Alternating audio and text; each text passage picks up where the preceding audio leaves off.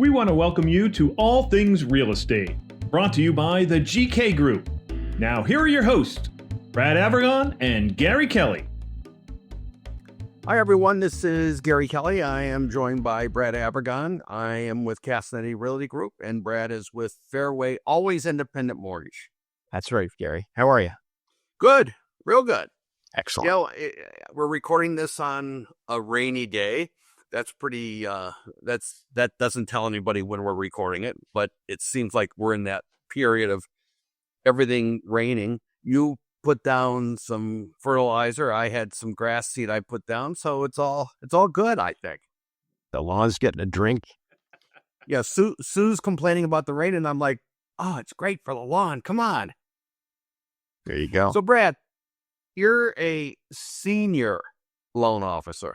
I am. Senior means you have gray hair. I was going to say, I don't know if it means refers to my age or my experience, but hopefully both. I wanted to talk today about FHA loans. Sure. Okay, and basically ask the question, are they a good thing? I think FHA loans can be a great thing in the right situation. I think of it as define an FHA loan for those that are not aware. Okay. So FHA is an acronym that stands for the Federal Housing Administration, and what it is it's through HUD, the Housing and Urban Development Department. And what they do. And last check, are those departments still in place? I'll be honest. We're doing a condo approval right now, and I'm anxiously waiting to see how long it takes to get back. When you do a condo approval, we're having an issue with a home purchase up in Maine, and it's a similar kind of thing. The people that we were talking to aren't there to talk to anymore. It's challenging because you really need quick response on these things. And when you just for reference, when you approve a condominium project, an entire project, you actually have to interface with HUD. And so you need those people in the right places. So we're waiting to see. And it's not known for moving quickly. Government typically doesn't move quickly normally. So this is one of those situations you want to hopefully get. And we're not a political show, so we're not going to go down that path. That's right. But anyway, so yes, the people you were working with have been dosed. So. We don't know. So anyway, but we're hoping for the best, as I'm sure you. But anyway, so what FHA does, the Federal Housing Administration does, and Federal Housing Administration, by way of background, since I looked it up, goes back to the Great Depression. Wow. You know what? I would have just been impressed if you didn't say you looked it up. Said, God, your grasp of history, Gary, is amazing. No, I'm not a history guy. They were put together to try to promote home ownership and construction, and you certainly seem like they've done that over the years. You know what? That makes a lot of sense, Gary, when you think about it, because back in those years, you really had to save up a lot of money. There weren't a lot of the programs that are available now, the low down payment programs I'm talking about. And so, one of the features that FHA has that makes it attractive is it allows a 3.5% down payment. So there's a big difference, back then, maybe saving up 20% versus being able to save 3.5% and be able to put a down payment on a home. So I can see where they were really advantageous back then, So it's now. That was then. This is now. And go on about the FHA programs. So what FHA does is they actually, a lot of people think that they lend the money, that they right. It's an FHA loan is they lend the money. No, what they do is they insure the bank that they will be paid the money. They're an insurance company, similar to put an analogy, similar to PMI, private mortgage insurance. So a lot of people, when they get a conventional loan, if they put less than 20% down, they have to get PMI or private mortgage insurances. And what that is an insurance policy that says if this loan fails to perform, does not perform, and has to be foreclosed upon, the top 30, let's say 35% of that mortgage is insured. So in theory, you could sell that property for less. Well, FHA does the same kind of thing, what they do is they insure basically the performance of that mortgage if need be, and as part of that, they collect fees in order to do that, and they have certain guidelines. So that's what they do, and then the banks generate those loans. Those are then sold just like any mortgage would be on the market as government-backed securities, and that's kind of what they are, Ginnie Maes as they call them. So they have certain qualities or certain aspects to them that make them very attractive that they are going to perform, and that's why they're well received. So one of the things that I often hear when we present offers to a seller is they'll go down the list and they'll say, cash is king, that we understand. Conventional mortgage, okay. But then they get to things like FHA or USDA or VA, and all of a sudden they have a visceral reaction.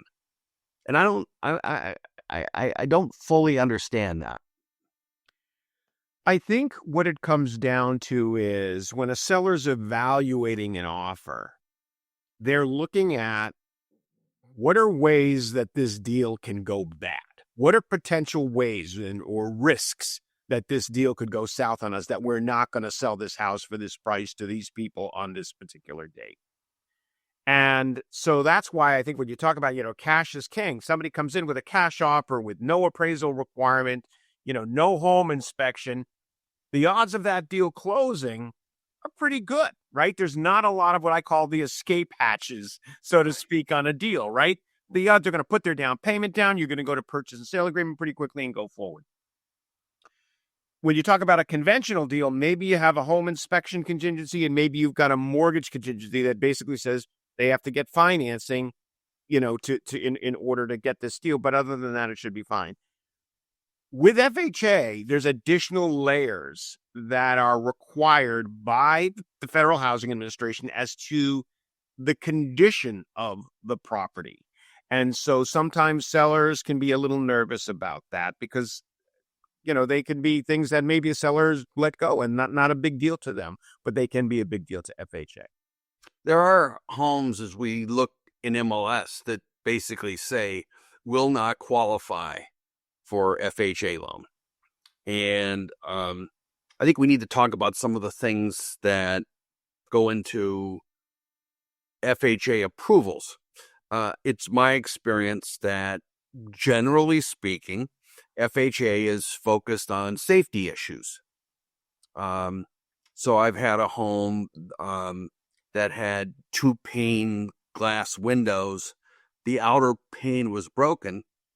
Well, FHA was happy as long as we removed that outer pane of glass.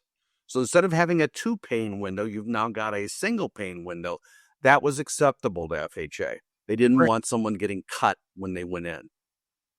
Another favorite is hand railings. It doesn't have to be a fancy hand railing, but there has to be a railing there.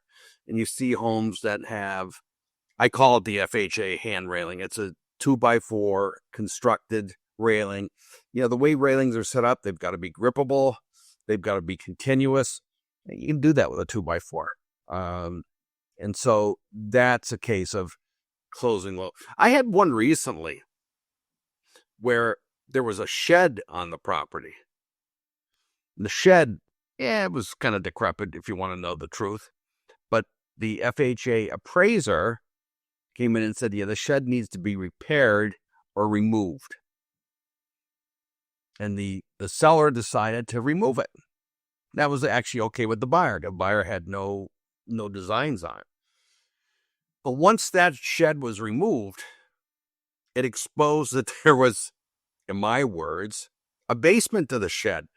Basement is overstated. There was a hole beneath the shed that, some people might call it a root cellar. I don't think it was a root cellar, but that hole needed to be addressed. And there was a lot of noise around that. Brad, since you were the loan officer on that one, any thoughts? They're very familiar to me, Gary. I don't know why. Yeah. So this is one of those situations where it's very important when you do an FHA loan that there's high level of communication between the listing side and the selling side. And in this case, we had the communication, but there was, I'm not sure that the listing side was familiar with the fact that there was a hole under that shed. Because when you looked at the shed from the outside, it looked like a shed that was dilapidated and needed, could easily could fall over. Knock it down, couple guys or women, whatever, and throw it in a pickup truck and it's done. It looked like a stiff breeze could blow it over, but nonetheless, a couple of folks with a pickup truck looked like they could take it down in a few hours. The surprise came when there was, in fact, a hole that needed to be addressed. So why did the hole need to be addressed? So first of all, the hole was substantial enough that it could pose a safety issue. And Gary, you hit the nail on the head.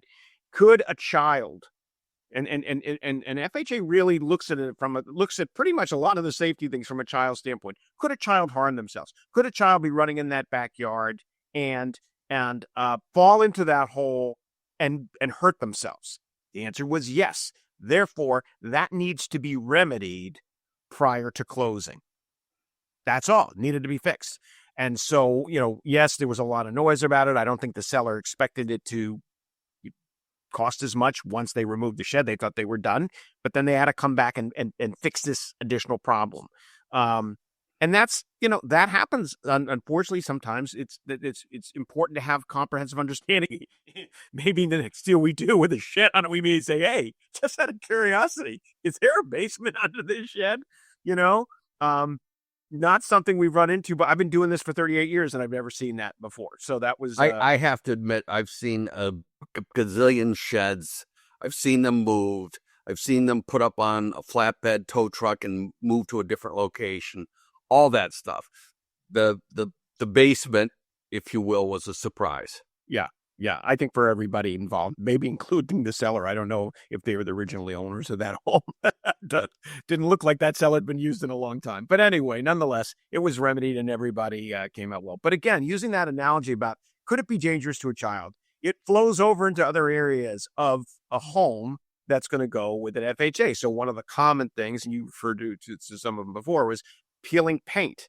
Well, you can probably comment on the lead law in Massachusetts, but if a child were to come up and grasp a piece of peeling paint, as toddlers may do, and stick it in their mouth, could they be harmed for it? That's why peeling paint is a bit of it's a concern for FHA and one that needs to be addressed prior to closing. And I think it does, if I'm not mistaken, Gary, it does kind of play into that lead paint law, doesn't it? Well, it does. And, no one wants to have a kid get sick. And at the same time, I saw actually a This Old House television show recently, and they weighed a container of paint and then a container of lead paint, and the lead paint was substantially more. It's not a little dusting of lead. There's a lot of lead in that paint, and so that's where the kids could get into it. Let's pick up with that after we pay some bills, Brad. Sounds good, Gary. Thank you for watching All Things Real Estate. We'll be right back.